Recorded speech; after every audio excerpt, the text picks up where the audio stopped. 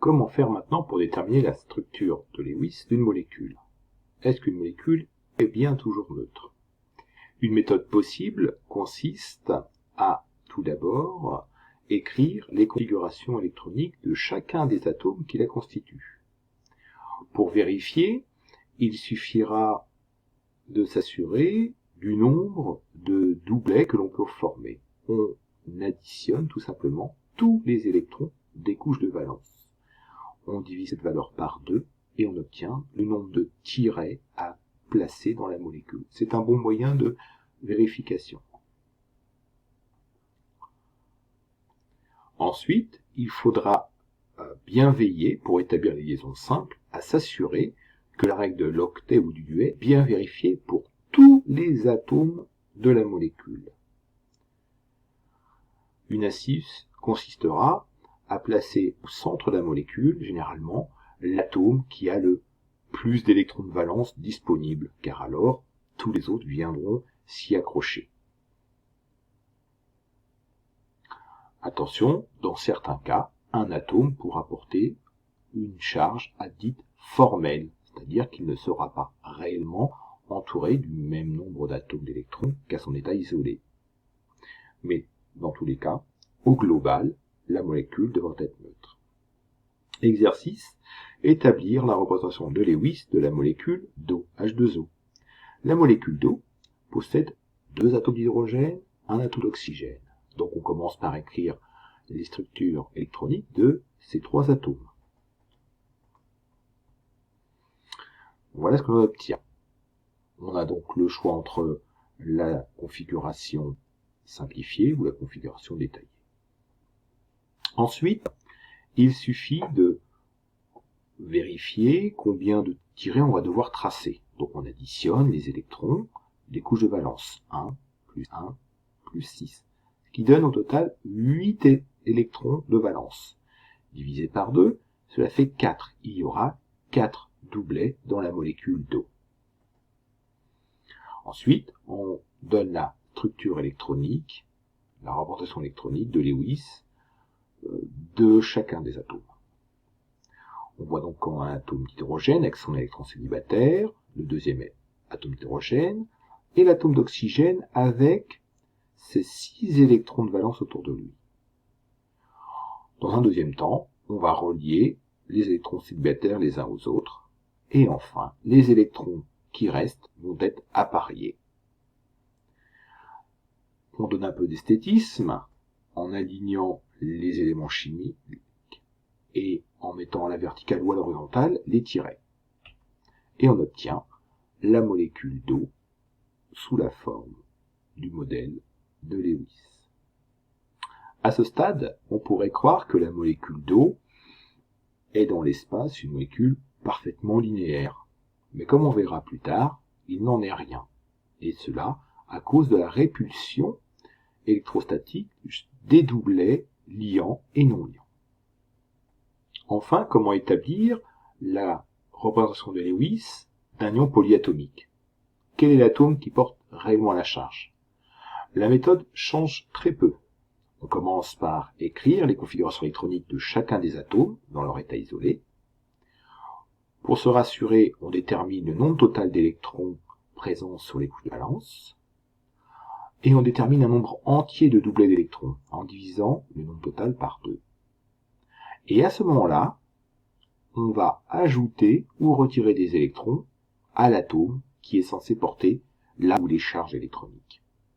Donc attention, s'il s'agit d'un ion négatif, on va rajouter des électrons, et s'il s'agit d'un ion positif, on va retirer des électrons.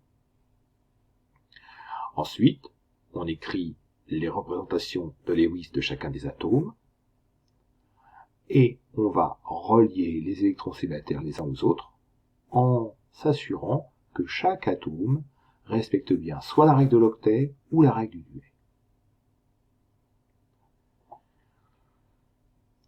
Il pourra exister dans certains cas différentes formules, mais la plus probable sera celle qui fera apparaître le moins de charge dite formelle dans un ion. Exemple, exercice à établir la représentation de Lewis de l'ion oxonium H3O+. On commence par écrire les représentations, les configurations électroniques de chacun des atomes. Donc 2 atomes d'hydrogène, 1 atome d'oxygène, mais on remarque que ici, l'atome d'oxygène a une charge positive, c'est-à-dire qu'il a perdu un électron. Et donc sa nouvelle configuration électronique doit le faire apparaître. Ensuite, pour se rassurer, donc on détermine le nombre total d'électrons dans les états isolés, et cela fait apparaître un nombre total de 8 électrons, c'est-à-dire 4 doublets. Mais attention, l'oxygène va perdre un électron. Et donc, on va le signifier en écrivant à côté de l'oxygène une petite bulle avec un signe positif à l'intérieur. On relie les électrons célibataires les uns aux autres. Les 2 électrons non attribués sont reliés l'un à l'autre. Ce qui veut dire que dans cet ion oxonium, il y a 3 doublets liants et un doublet non liant.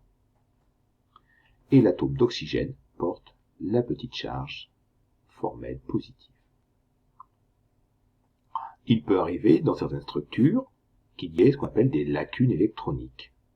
C'est-à-dire qu'il y aura des déficits de 2 électrons par rapport aux règles de stabilité. Cette lacune électronique sera représentée par une petite case rectangulaire écrite à côté du symbole de l'élément considéré. Ainsi, par exemple, l'ion d'hydrogène. On part de l'atome d'hydrogène, égale 1. On devrait avoir la sous-couche quantique S, donc une seule case. Mais comme on considère l'ion hydrogène H+, il y a perte d'un électron. Et on passe à une configuration, un S0. Comment rendre compte de la présence de cette sous-couche, mais qui est vide? Eh bien, en écrivant cette case rectangulaire vide, et en spécifiant par une petite charge formelle plus, que c'est l'atome d'hydrogène qui a perdu un électron. Après avoir établi la configuration électronique des atomes et des édifices, quel va être l'impact et comment va-t-on pouvoir déterminer la forme d'une molécule ou d'un ion? Une théorie a été avancée en 1957 par Gillespie, et pour expliquer la géométrie spatiale des molécules, cet Anglais propose une théorie qu'il dénomme la VSEPR, Valence Shell Electron Pair Répulsion. Elle repose sur la répulsion optimisée des doublets électroniques, des doublets d'électrons sur les couches externes des atomes. La méthode est très simple et elle simplifie beaucoup les molécules. Elle repose sur 2 à 3 points essentiels. Tout d'abord, tous les doublets non liants, c'est-à-dire les paires d'électrons appartenant à l'atome central, que l'on dénommera toujours par la lettre A, et n'étant pas impliqués dans les liaisons, seront notés par la lettre E. Et petit m sera le nombre de doublets qui existent. Ensuite, les doublets liants, c'est-à-dire les paires d'électrons qui servent vraiment à établir un lien entre l'atome central et les atomes périphériques, qui eux seront notés toujours par la lettre grand X. Et on mettra en indice le nombre de doublets liants. On utilisera petit n. Nota bene, en ce qui concerne la géométrie de la molécule, une liaison multiple, c'est-à-dire une liaison double ou une liaison triple, est assimilable à une liaison simple, c'est-à-dire que n est plus simplement égal au nombre d'atomes liés à l'atome central. Les molécules simples, dont la géométrie est facilement définissable grâce à la méthode VSEPR, sont donc de la forme toujours AX, un indice petit n, E, indice petit m. Voici un tableau récapitulatif des principales molécules qui seront vues en classe de première. Si il y a 2 atomes liés, 2 possibilités. Soit il s'agit d'une forme A X2, donc l'atome central est lié à deux atomes identiques ou différents, ou bien, alors l'atome central peut porter ici un doublet non liant et être lié à un atome. Et donc on dira AX1E. Prenons par exemple le cas de la molécule de méthane, CH4. Le carbone, atome central, est relié à 4 atomes d'hydrogène, tous identiques. Et donc, la théorie de Gillespie prévoit que la molécule de méthane aura une forme tétraédrique. Remplir le tableau.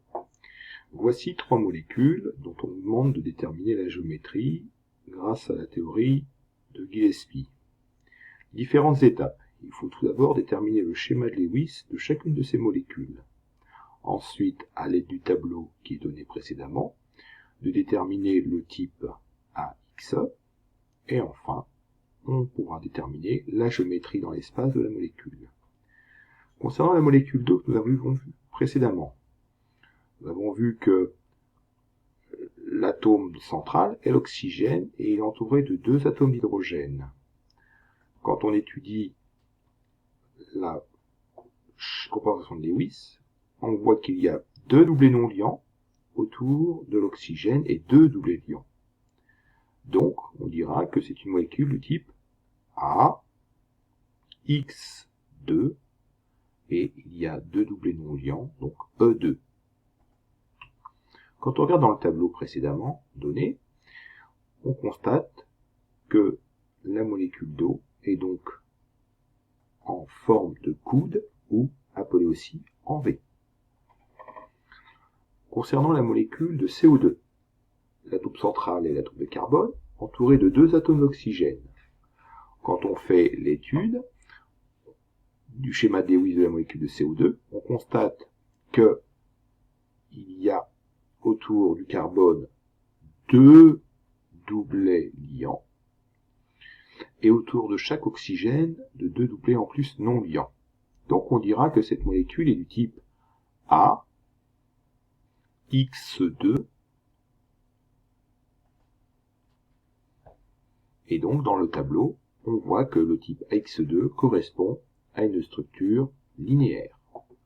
Enfin, la molécule d'ammoniac, NH3, l'atome central, c'est l'atome d'azote, qui est entouré de 3 atomes d'hydrogène. Quand on regarde la structure de Lewis, on constate que autour de l'azote, il y a un doublet non liant et 3 doublets liants. Donc, ce sera une structure de type AX3E. Et quand on regarde dans le tableau, la forme AX3E correspond à une pyramide à base triangulaire.